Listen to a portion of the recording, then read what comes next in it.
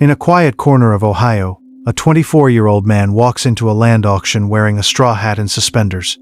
He has no credit score, no mortgage pre-approval letter, no business loan. He's never had a bank card in his life. Across the room stands an investor in a pressed shirt, phone in hand, financing lined up, ready to bid. The young man raises his hand and outbids him. 40 acres, paid in full, in cash.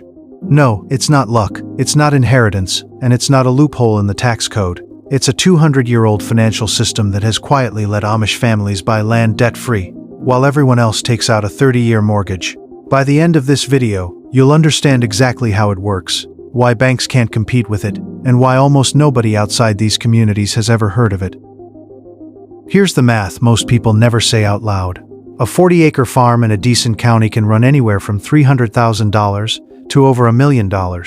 At a standard mortgage, that's tens of thousands of dollars in interest paid to a bank before you've grown a single crop on land you supposedly own. For the average young family, that debt follows them for 3 decades. One bad season, one medical bill, one layoff, and the bank can take the farm back. So how does a community with no credit cards, no business loans, and, in most cases, no health insurance, manage to buy that same land outright, at 24 years old, without owing a single bank a single dollar? The answer isn't a secret account, it's a system. And the Amish have a name for the part of it that matters most. They call it, informally, in different districts, under different names, the fund. Outsiders who've written about it nicknamed it something simpler, the lockbox. Let's be precise, because this isn't folklore, it's documented. Amish communities have run real, filed, non-profit lending funds for generations. Names like the Geauga Amish Loan Fund in Ohio, or the Old Order Amish Helping Program, exist on paper, with tax filings, boards of directors, and decades of loan history. Here's the structure, stripped down to plain English. Every family in the community who has money sitting idle, savings, profit from a harvest, proceeds from a woodworking business, doesn't put it in a savings account earning 1 or 2% from a bank 3 towns away. Instead, they lend it into the fund. The fund then relends that pooled cash to young families in the community who need to buy a farm, start a business, or rebuild after a fire. The interest rate is low, often just enough to keep the fund solvent, nothing close to what a commercial bank would charge. Sometimes the lender gets that small interest back. Sometimes it's structured so the return simply refills the pool for the next family. And here's the part that breaks people's brains when they first hear it. The collateral isn't a credit score. It's the community itself. If a young farmer can't make a payment 1 year because of drought or illness, the fund doesn't foreclose. The deacon, a church leader responsible for financial care within the district, quietly steps in. He might visit families and ask for help covering the gap. Nobody outside the community even knows a hardship happened. That's the lockbox, not a literal box. A closed-loop, trust-based lending system where the community is both the bank and the insurance policy. To understand how this actually plays out, picture a young couple. We'll call them Sam and Rebecca Yoder, a composite of stories told across several Amish communities. Sam grew up the second son on his father's dairy farm. In most families, the eldest son inherits the home farm. Everyone else has to find their own way onto land. At 19, Sam starts working for a local Amish-owned pallet business. He doesn't get a paycheck he spends freely. A portion goes straight into a household fund at home. And from there, a portion goes towards savings held in the community fund. Not because anyone forces him to, because that's simply what you do when you're building toward a farm of your own. By 23, Sam and Rebecca marry. The wedding itself costs almost nothing by outside standards. No venue rental, no photographer flown in, no honeymoon flight. The community cooks, the barn is the reception hall, and cash that would have gone to a wedding planner stays in the household. Now they need land. A 40-acre parcel comes up 2 miles from Rebecca's parents. Sale price, roughly $380,000.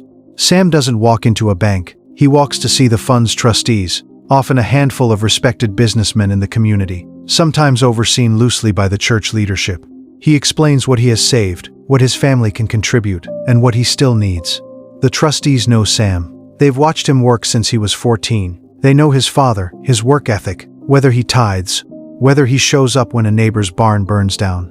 There's no algorithm, there's reputation, built over a decade, in public. The fund covers the gap. Sam and Rebecca move onto the land within the month, with a repayment plan stretched over years, at a fraction of commercial interest. backed by neighbors instead of a bank's legal department. No mortgage company, no PMI, no 30-year note held by a bank 3 states away that's never met him.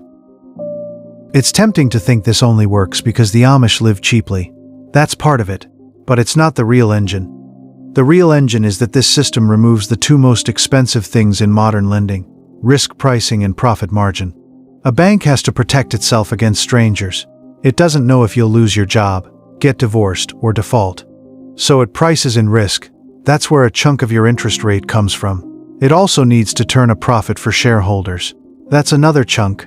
The Amish Loan Fund has neither problem. The risk is managed socially, not financially, through decades of relationship, church accountability, and the very real social cost of defaulting on people you'll see at church every single week for the rest of your life. And there's no shareholder demanding profit. The fund exists purely to keep circulating.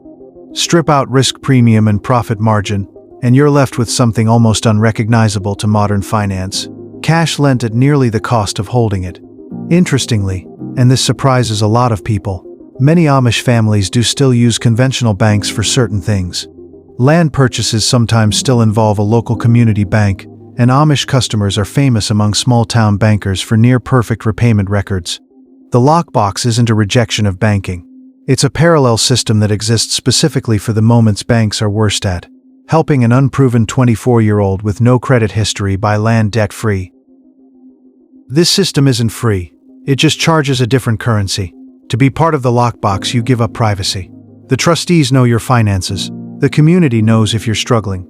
There's no anonymous default. A missed payment becomes a conversation with the deacon, not a letter from a collections agency, and for some that's a relief. For others, it's suffocating. You also give up mobility. This system only works inside a tight, closed community with generational trust.